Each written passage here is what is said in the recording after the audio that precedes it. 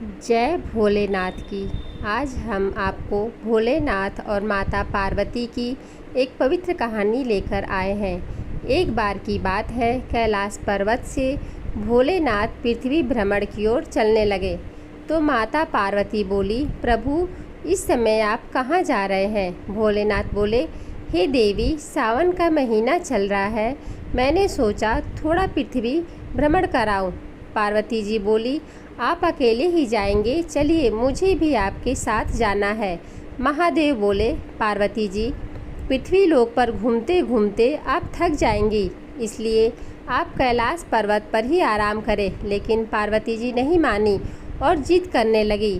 तब महादेव और माता पार्वती भेष बदलकर पृथ्वी लोक पर पहुंच गए। पृथ्वी लोक पर घूमते घूमते सुबह से शाम होने को आई और पार्वती जी को भूख लगने लगी। वह भोलेनाथ से बोली, स्वामी, मुझे तो बहुत भूख लगी है, मुझे कुछ खिला दे। यह सुनकर भोलेनाथ बोले, पार्वती जी, अब यहाँ मैं आपको क्या खिलाऊं? पार्वती जी बोली, प्रभु मुझे तो खीर खाना है। भोलेनाथ बोले, पार्वती जी, अब आपके लिए खीर कहाँ से लाऊं? भोजन पृथ्वी लोक पर मैं कहाँ से लाऊं? लेकिन पार्वती जी फिर से जिद करने लगी। भोलेनाथ बोले, चलिए आगे चलिए, किसी के घर चलते हैं। ऐसा कहकर वह दोनों आगे की ओर बढ़ गए। एक गांव में पहुंची और वह एक घर का द्वार खटखटाया। अंदर से एक औरत बाहर आई और बोली, कहिए महाराज, क्या चाहिए आपको? महादेव बोले, देवी, हमें खीर का भोजन करना है। यह सुनते ही सेठानी बोली, अच्छा, खीर का भोजन चाहिए, तो अब मैं आप दोनों के लिए खीर का भोजन तैयार करूं। चलो चलो, आगे चलो। ऐसा कहकर वह औरत अंदर चली गई। जब भोलेनाथ और माता पार्वती गांव में आगे बढ़े तो एक बुढ़िया की झोपड़ी आई।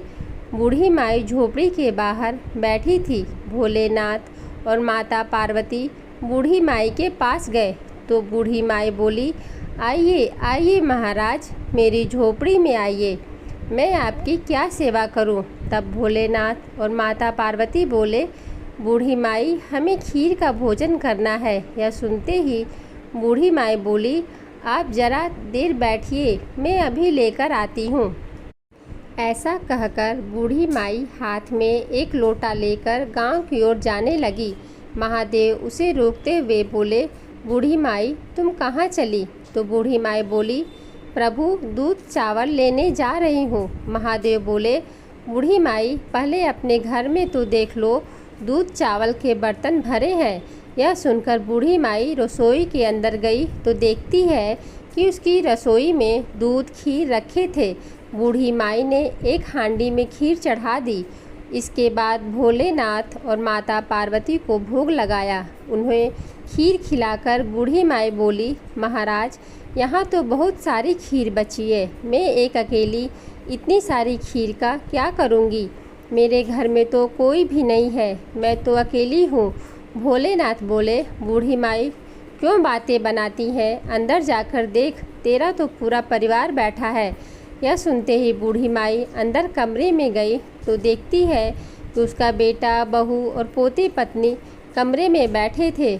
यह देखते ही बूढ़ी माई दौड़ी दौड़ी महादेव के पास आई और बोली, प्रभु, यह इतना बड़ा परिवार तो हो गया, लेकिन यह परिवार इस झोपड़ी में कैसे रखूँगी? यह सुनते ही भोलेनाथ ने बूढ़ी माई की झोपड़ी पर एक लात मारी तो बूढ़ी माई की झोपड़ी एक आलीशान महल में बदल गई और भोलेनाथ और माता पार्वती गायब हो गए। अब बूढ़ी माई खीर की कटोरे भर भर कर सारे गांव में बांटने लगी। खीर बांटते बांटते वह उस सेठानी के घर पहुंची और कहने लगी, लो सेठानी जी, आपके लिए खीर लेकर आई हूँ। सेठानी बोली, अरे बूढ़ी माई, तेरे घर में खीर भला कहाँ से आई? तो बूढ़ी माई बोली, मेरे घर माता पार्वती और महादेव स्वयं आए थे, उनकी कृपा से यह सब हुआ है। यह सुनते ही सेठानी बोली, अच्छा, मेरे घर का धन तेरे घर भला कैसे आ गया? मेरे पास तो कुछ भी नहीं बचा। बूढ़ी माई बोली, यह सब तो माता पार्वती और भोलेनाथ की कृपा से हुआ है। अब वह सेठानी भागी भागी भोलेनाथ और माता पार्वती के पीछे चल दी। उनके पास पहुंची और बोली, महाराज, मेरे घर का धन आपने उस बुढ़िया को क्यों दे दिया? महादेव बोले, मैंने तो कुछ भी नहीं दिया। तूने कहा था कि तेरे घर पर कुछ भी नहीं है, और बूढ़ी माँ ने कहा था, उन्होंने हमें खाने के लिए हाँ कहा था, तो उनके घर हाँ हो गया। भोलेनाथ और माता पार्वती के पैरों में सेठानी गिर गई और रोने लगी और बोली, महाराज कुछ तो करे। तब महादेव बोले, जा, काम तेरा कोई रुकेगा नहीं और धन तेरा कभी जुड़ेगा नहीं। ऐसा कहकर भोलेनाथ और माता पार्वती कैलाश पर्वत की ओर चले गए। जय भोलेनाथ की, जय माता पार्वती की। धन्यवाद।